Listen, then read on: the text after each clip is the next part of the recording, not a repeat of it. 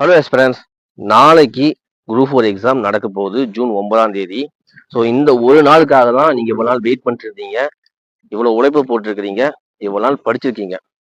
So இன்னைக்கு ஒரு நாள் தான் கேப் இருக்குது. ஸோ நான் இந்த வீடியோவில் இதை படிங்க அதை படிங்க சொல்லிட்டு சொல்ல போகிறது கிடையாது. ஜஸ்ட் டிப்ஸ் மட்டும் தர போகிறேன். ஸோ இந்த வீடியோ ஸ்கிப் பண்ணாமல் கடைசி வரைக்கும் கண்டிப்பாக யூஸ்ஃபுல்லாக இருக்கும்.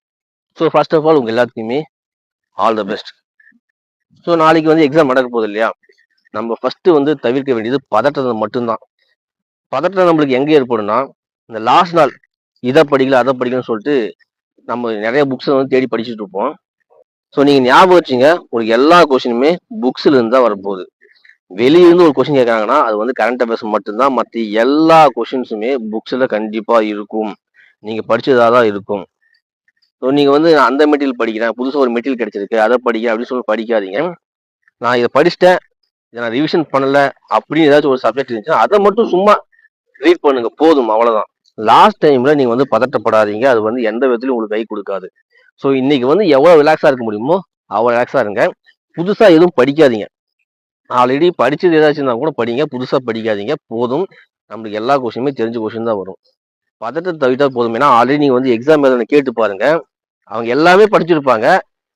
பட் ஒரு பதட்டம், ஒரு ப்ரெஷர்ல தெரிஞ்ச கொஸ்டினவே தப்பா பண்ணிருப்பாங்க. நீங்க எல்லாருக்கிட்டையும் கேட்டு பாருங்க, இந்த கொஸ்டின் எனக்கு தெரியும், ஒரு 2 கொஸ்டின் தப்பா பண்ணிட்டேன், தெரிஞ்சுதான் தப்பா பண்ணிட்டேன் அப்படின்னு சொல்லுவாங்க. நல்லா யோசிச்சு பாருங்க, நீங்க பதற்றப்பட ஒவ்வொரு விஷயத்தையுமே சரியாக செய்யறாங்க, அவங்க தான் வேலைக்கு போறாங்க. உங்களுக்கு 6000 போஸ்ட் இருக்கா, அதுல ஒரு 50,000 பேர் காம்படிஷன் இருப்பாங்க. ஸோ 50,000 பேர்ல 0.5 மார்க் எல்லாமே டிஃப்ரெண்டா இருக்கும். ஸோ நீங்க பதற்றப்படுற ஒவ்வொரு விஷயத்தையும் கரெக்டா யாரோ செஞ்சுட்டே இருக்காங்க. ஸோ அந்த பதற்றத்தை தவிருங்க. ஸோ இன்னைக்கு மேக்சிமம் புதுசாக எதுவும் படிக்காதீங்க, ஜஸ்ட் ரிலாக்ஸா இருங்க. படிச்சு வேணா ரிவிஷன் பண்ணீங்க. ஸோ நாளைக்கு எக்ஸாம் சென்டர் 8:30 நீங்க ரீச் ஆயிருக்கணும் உள்ள. மேக்சிமம் 9 மணிக்கு மேல யாருமே உள்ள அலோவ் பண்ண மாட்டாங்க. இப்போ 10 நாளுக்கு முன்னாடி குரூப் 4 ஆல்ரெடி ரிலீஸ் பண்ணிட்டாங்க. நீங்க எந்த ஒரு எக்ஸ்கியூஸுமே கொடுக்க முடியாது. ஏன்னா எனக்கு சென்டர் தூரமா இருக்குது, ஸோ எனக்கு பஸ் ஃபெசிலிட்டிஸ் இல்லை, அதெல்லாம் சொல்லாதீங்க. ஏன்னா நம்மளுக்கு அந்த காரணத்தை எதுவுமே அவங்க எடுத்துக்கவே மாட்டாங்க. இதுக்கு முன்னாடி எழுதின எக்ஸாம் பாருங்க, 9 மணிக்கு மேல யாருமே அவங்க அலோவ் பண்ணவே கிடையாது, திருப்பி அனுப்பிட்டாங்க. நீங்க படிச்சது அப்புறமா வேஸ்டா போயிடக்கூடாது. ஸோ எவ்வளவு தூரமா சரி, ட்ரை பண்ணி 8:30க்கு முன்னாடியே சென்டர்ல இருக்க பாருங்க. மேக்சிமம் 9 மணிக்கு மேலே யாரும் அலோவ் பண்ண மாட்டாங்க. நாளைக்கு எக்ஸாம் சென்டரை பொறுத்த வரையும் எக்ஸாம் ஹாலில் உங்களுக்கு எல்லாத்துக்குமே டைம் இருக்கு. டைம் இல்லைன்னு மட்டும் சொல்லவே அந்த காரணம் சொல்லக்கூடாது. ஏன்னா எல்லாத்துக்குமே டைம் தருவாங்க. ஏன்னா 9 மணிக்கு ரீச் ஆகுறீங்களா உள்ள ஆளுக்குள்ள, 8:30 உள்ள போயிடுவாங்க. ½ அன் அவர் நீங்க ஜஸ்ட் ரிலாக்ஸா இருக்கிற மாதிரி இருக்கும். 9 மணிக்கு சரியா உங்களுக்கு ஓஎம்ஆர் ஷீட் தந்துருவாங்க. ஓகேங்களா? 9 மணிக்கு ஓஎம்ஆர் ஷீட் தந்து 15 மினிட்ஸ், 1/4 மணி நேரம் உங்களை அந்த ஓஎம்ஆர் ஷீட் செக் பண்ண சொல்லுவாங்க. ஏன்னா ஆல்ரெடி ஆட்டோமேட்டிக்கா உங்களோட போட்டோ, ரிஜிஸ்ட்ரேஷன் நம்பர் எல்லாமே அது பிரிண்ட் ஆயிருக்கும். அதை கரெக்டா இருக்கான்னு செக் பண்ண சொல்லுவாங்க. ஓஎம்ஆர் தப்பு இருக்கா அதுவும் செக் பண்ண சொல்லுவாங்க.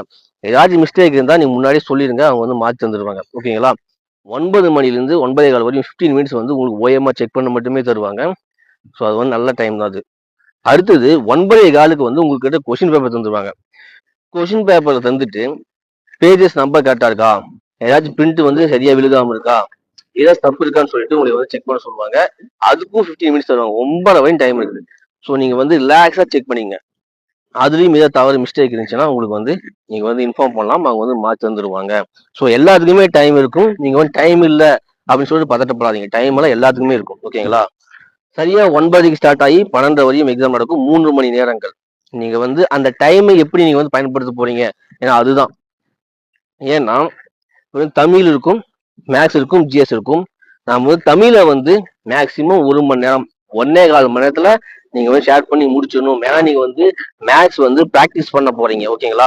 25 மேக்ஸ் இருக்கும், அதுக்குதான் உங்களுக்கு டைம் இழுக்கும். ஸோ அந்த டைம் நீங்க கரெக்டா பயன்படுத்திங்க. 1.25 மணி நேரம், மேக்ஸிமம் 1 மணி நேரம், அதிகபட்சம் 1.25 மணி நேரத்துல நீங்க தமிழை ஷேர் பண்ணி முடிச்சிடுங்க. அதுக்கப்புறமா மீதி இருக்கிற நேரத்துல மேக்ஸ் அண்ட் ஜிஎஸ் கரெக்டா ஷேர் பண்ணீங்க. ஏன்னா அந்த டைம் கரெக்டா பயன்படுத்துவங்க தான் வேலை கிடைக்கும். ஆல்ரெடி சொன்னீங்க இல்லையா, பதட்டத்துல தப்பா சரியான கொஸ்டின் தப்பா போட்டேன்னு சொல்லியிருப்பாங்க. இன்னொரு காரணம் சொல்லுவாங்க, எனக்கு டைம் பத்தல, ஒரு 5 கொஸ்டின் 6 கொஸ்டின் அவன் ஷேர் பண்ணவே இல்லைன்னு சொல்லுவாங்க. இந்த 2 ப்ராப்ளம் காமனா எல்லாரும் சொல்ற ப்ராப்ளம். அதை நீங்க கரெக்டா யூஸ் பண்ணிட்டாவே உங்களுக்கு ஆல்மோஸ்ட் போஸ்ட் கன்ஃபார்ம் ஆயிரும். ஏன்னா நீங்க படிச்சிருக்கீங்க, அந்த கரெக்டாக டைம் யூஸ் பண்ணி எல்லா கொஸ்டின் ஸ்டாண்ட் பண்ணிட்டீங்கன்னா அவ்வளோதான், நீங்கள் வந்து பர்ஃபெக்டாக எல்லாம் பண்ணிட்டீங்கன்னு அர்த்தம். ஓகேங்களா? லாஸ்ட் ஒரு 15 மினிட்ஸ் தருவாங்க. 12லேருந்து 12:45 வரையும் ஒரு 15 மினிட்ஸ் தருவாங்க. எதுக்கு தருவாங்கன்னா, நீங்கள் வந்து ஆன்சர் பண்ணியிருக்கீங்கல்ல, ஒவ்வொரு காலம்லையும் எத்தனை கொஸ்டின் ஆன்சர் பண்ணியிருக்கீங்கன்னு சொல்லிட்டு அதை ஃபில் பண்ண சொல்லுவாங்க. ஏ ஆப்ஷன் எத்தனை ஆன்சர் பண்ணியிருக்கீங்க, பி ஆப்ஷன் எத்தனை ஆன்சர் பண்ணிருக்கீங்க, சி ஆப்ஷன் எத்தனை ஆன்சர் பண்ணிருக்கீங்க, டி ஆப்ஷன் எத்தனை ஆன்சர் பண்ணிருக்கீங்க, இ ஆப்ஷன் எத்தனை ஆன்சர் பண்ணிருக்கீங்கன்னு சொல்லிட்டு அதை வந்து ஃபில் பண்ண சொல்லுவாங்க. நீங்க வந்து உங்களுக்கு வந்து நிறைய பேர் வந்து உங்களுக்கு பயன்படுத்துறதே வந்து ஓஎம்ஆர் வந்து கரெக்டா ஃபில் பண்ணிருங்க அப்படின்னு சொல்லிட்டு தான். நீங்க ஒண்ணுல நீங்க வந்து ஒரு கவர்மெண்ட் வேலைக்கு போக போறீங்க, அந்த ஓஎம்ஆர்ல இன்ஸ்ட்ரக்ஷன் எல்லாமே இருக்குது. ஓகேங்களா?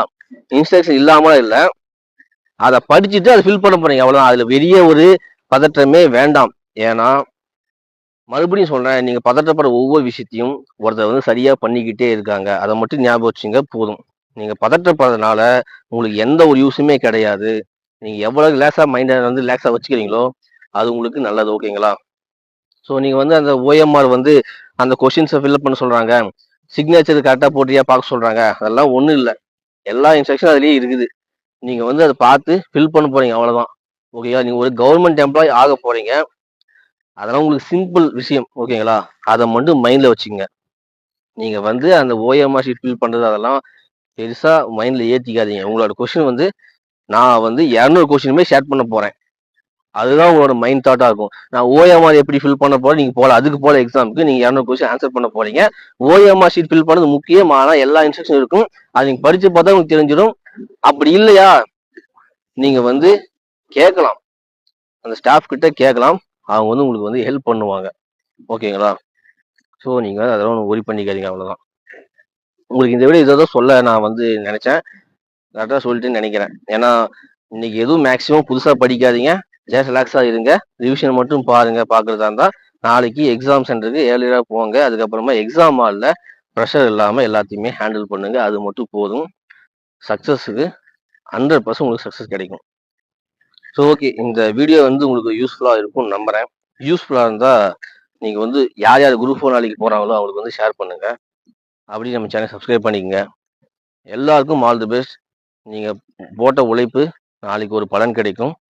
ஸோ எல்லாம் நம்பிக்கையா போங்க, நல்லா எழுதுங்க, ரிலாக்ஸா இருங்க. All the best. மீண்டும் உங்களை வேற சந்திக்கிறேன். தேங்க்யூ.